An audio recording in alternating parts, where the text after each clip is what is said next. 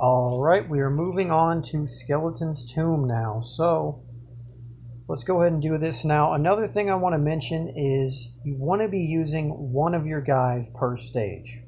Okay? Don't go ahead and hire 3 unless you have good armors. Now, none of the armors I have are really that great. This Fire Air is probably like the best one that we actually have. And it's decent. It's decent, but it's not really that great. Now, the reason you don't want to use 3 is because if I hire this guy and this guy and this guy, they're all going to die, and the friend's going to end up doing all the work, and they're just going to be dead. So as you can see, this one's dead right now, and I can't even hire him. So if you do that, you're going to be stuck waiting on them to regenerate, or you're going to have to use potions. And really, you don't want either of those things to happen. So let's go ahead and hire somebody. We'll use this guy, why not? I'll probably make it through a couple of waves without too much issue. Now on Skeleton's Tomb, I say a Fire Spirit or a Fire Air is probably what you want to go for. A UA is also good. UA is good for all the stages. Once again, that's this element right here. UA beats everything. It's actually called Star Metal, but UA stands for Ultimate Armor. But hopefully you know what I'm saying. Star Metal beats everything and isn't affected by anything other than Star Metal. So it's like the ultimate win there. So you could just use UA friends on every single stage, but it's probably going to be hard for you to get 10 of those. So try to ration what you have. Like, for example, if I'm going to use this UA friend right now, I'm not going to have him for the harder stages. So try to work with what you have. We'll go ahead and use Fire Air and see how that goes. This one looks pretty strong.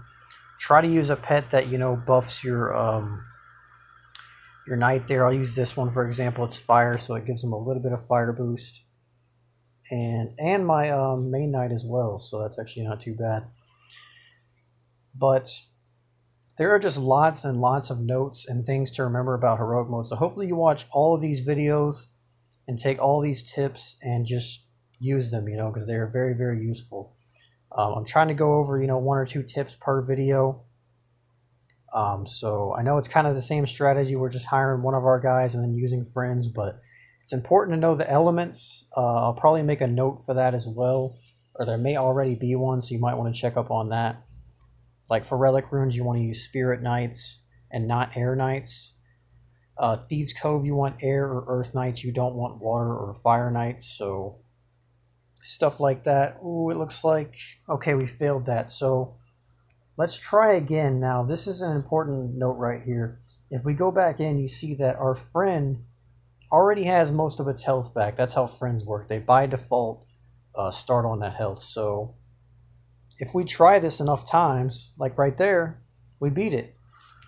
We could have used 5 gems, but we didn't need to. We just went right back in, and we skipped the need for those 5 gems. So remember that. That is very, very important, because if you're wasting 5 gems on that every time, rather than just backing out and going back in, then that's just wasting gems. I mean, you do that 8 times, that's 40 gems.